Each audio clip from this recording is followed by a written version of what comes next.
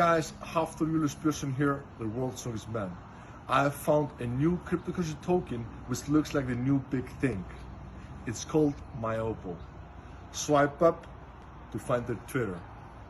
Now, I'm no financial advisor, so you should of course research this yourself. But maybe this will be the new ultimate community token. Go and check out MyOpal. Yeah, I think there's a couple of guys who've got a legit chance at taking the world record, taking that 5:05 at Manchester. It won't be anyone who's doing the full show, I don't think, or people who've done World's Strongest Man. But yeah, one of the mercenaries coming in will probably get it, I think. Yeah, I'll be doing the full show. So all the events, all 5 events at Giants Live up in Manchester, the World Open. Should be a good event. I think there's still some tickets available. So in the north of England, fancy a good night out and a show, get on it. This is just something I kind of realised the other day, but this is the first year in 21 years that I'm not being involved in a rugby pre-season, either as a player or as a coach. So yeah, 21 years of running up and down and telling other people to run up and down. So a little bit different this year. If you're starting out just with a suit, I'd start off trying to get a second-hand one. Try and find one online. There's loads of second-hand deadlift suits available. But try and get one to fit your size, either your body weight or the measurements. But don't go for one of the extreme ones. Start off with just a simple single ply. Following on from that as well, just make sure you don't kind of just whack the suit on thinking it's going to make miracles and up your lift straight away. Put it on first just with the bottoms with the straps down, then build in slowly until the point where you're pulling heavier, and then kind of slowly move those straps up. It'll take some time to get used to it. I'll tend to do quite a bit of throwing, whether it's kind of throwing bags, kegs or med balls. I just find it's a good way of increasing your explosiveness in kind of the movements I need to improve, but doesn't trash my joints like jumps would. So I used to meal prep everything, obviously when I was kind of working full time, but now I'm just at home all day. I kind of cook everything from fresh, which is a lot better. That's why you see me on the grill a lot, cooking all the meals as I go along, which is way better for me. Yeah, following on from the last story, I guess it's my diet because I've got more time to sit down and eat. I'm able to eat more food, better quality food, cook it all from fresh. So yeah, a lot more attention to detail now that I'm trying to get the eating side of the strongman game sorted. I actually don't believe there is a kind of a best way of gaining strength, just sets and reps. I think it needs to be varied. You need to be getting strong across a lot of different rep ranges. Not afraid to go higher than 8 reps.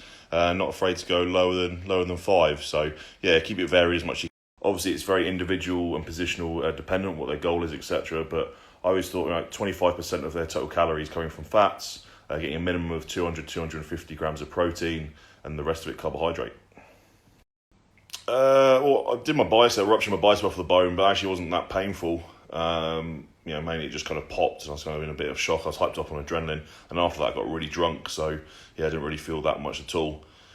I guess the most painful one I've had was actually I jammed a facet joint in my back. One of my vertebrae kind of pinching the nerve in my back, which caused my leg to go a bit numb.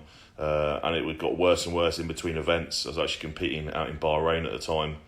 And I'd go from kind of, one event being able to lift, and then I'd have to go backstage, lie on the floor, stretch out, for a good 10-15 minutes before I could move again to then be able to do the next event. So, yeah, that really wasn't ideal, and the flight home was pretty horrific. Yeah, I think the events are good. It's good to see the Viking press making a comeback. The front holds in. It's not a favourite one of mine, but yeah, we'll get on with it. The chain drag, or the farmers into chain drag, has always been a good event for me.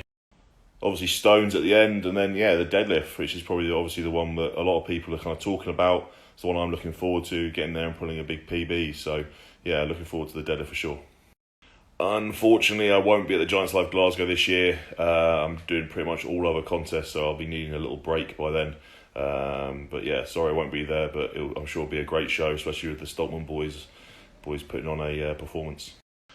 I'm on track for over £1,000, so the goal is to go and get that £1,000 nailed. I mean, Andy Bolton said I'm on for it, and if Andy Bolton said I'm on for it, then I'm definitely good to go. So get that nailed, and then we'll see what happens with the weights jumps after that. Yeah, maybe. I mean, obviously everyone wants to hold a world record at some point. The deadlifters are pretty high up there on the list, but it's not going to be something that I'm going to prioritise at the moment. It's still about kind of being a more complete strongman and winning shows. But if the opportunity arises and I'm in a good shape for it, then yeah, I'd love to break that world record one day. I'm currently sitting at about 155 kilos. Yeah, I like them as a standalone exercise. It's not something I'd use if I was looking to actually improve my squat. but more of a general leg strength exercise for me. You know, the only time I'll put like athletes onto a box squat is if they've got a previous injury, or if they've got limited range at the hip and they need to obviously sit back on that box, limited range at the ankle maybe as well. But yeah, I prefer obviously a pause squat and a free squat over a box squat. Yeah, it's on my to-do list. I need to pull my finger out and get another couple up there. They're kind of sitting on my laptop ready to go. I just need to get the formatting sorted. But yeah, definitely, I've got plans to do a rugby in season 1 and a couple of other strongman events. To hold on to it this year, I think last year I kind of dropped the 500 just because I just wasn't used to using the straps. So I spent a little bit of time getting used to normal straps again, and yeah, way above that 500 kilo barrier. It's not something I've ever kind of experienced myself, but I guess if the belt's pinching you, it probably means you're kind of flexing your spine a little bit too much. So maybe look at your start position and see if you can get into a better start position. Yeah, I'll pop down to Athlete Movement when I'm kind of needing to get out in the outside world a bit. You know, I train in the barn most of the time, but it's always nice to pop down there occasionally and actually see some like real people and use the facilities. I would train under the supervision of a professional, a medical professional. So if you've got a physiotherapist who oversees that rehab, that's not the kind of thing you want to just be getting advice on Instagram for. Yeah, no way. Snooker is hard, man. It's not like kind of pool where you can hit it and hope. It's trying to position the ball and everything. That was tough. I use the SPD belt, and it's by far the best weightlifting belt I've ever used. It's unbelievable. The adjustability on it is great, and the quality is amazing. So if you want to buy one belt for the rest of your life, it's the SPD belt.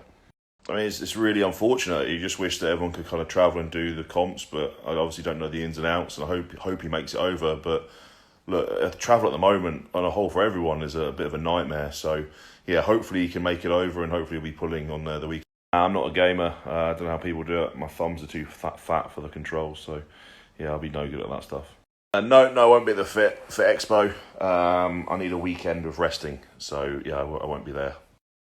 Yeah, I don't see why not. I wouldn't have bought the kit if I didn't think I couldn't do well on it. But it'd be tough to beat JF. He's a hell of a deadlifter, as you know, and that kind of pull is perfect for him. But hey, we'll give it a good go. I mean, it's all kind of individual, really, and depends on your goal, etc. I think most people don't really need a suit, and they should leave it for a long time and just build their raw deadlift. But yeah, once you're kind of feeling competent, you're lifting a relatively good weight, then you can crack on. I think it's a very, very effective method for producing fantastic equipped powerlifters. I do have some private clients at the moment, but yeah, I keep a very small number, just so I can give them my full attention. So yeah, no, I don't have any spots open at the moment. I've done a couple of YouTube videos on this, going through my top tips for deadlifting and squatting. So yeah, swipe up. I'll put the link in for you. It's a tough one. I find it really difficult to make sure I'm on kind of my peak for all these shows. But obviously focus on this deadlift. Then they've got the Shore Classic, and massively focusing to retain my title at Britain's Strongest Man later in the year. So those kind of three. Obviously, the Stockman brothers both making the World's Strongest Man final, and obviously Tom doing exceptionally well. So yeah, he's literally a massive threat. But everyone really, the strength and depth in Britain is insane. So yeah, everyone's going to be a threat. Get tickets for Giants Live. I literally sit down there for about an hour and sign everything for everyone. So yeah, come to one of those shows, do the meet and greet after, and all your athletes will sign whatever you want.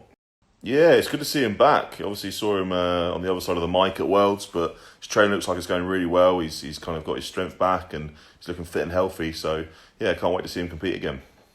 Yeah, most of the time I see people make a mistake on yoke is they'll kind of take a really wide pickup, and then they have to walk their feet in, and also take too big of a step. So make sure you take a narrow stance, similar to like your deadlift stance, and then pick up, and your first step should be small. So small steps into bigger steps as you go. I don't know. I've got no plans of going to Portugal at the moment. There's no comps out there for me at the moment, so I don't know. Stick to the plan from now until then, and don't shit your pants. Yeah, don't put any pressure on yourself. Go there and enjoy the show, especially if it's one of your first strongman shows. It's about enjoying it. You know, don't worry about where you place. Just make sure you do the best you can on every single event you do. Yeah, my first competition was in a pub car park in Leicestershire. It was actually an open contest. It was just a charity comp. I remember we were doing like Atlas stone to shoulder, putting dents in the concrete. But yeah, it was a great bit of fun and got me started.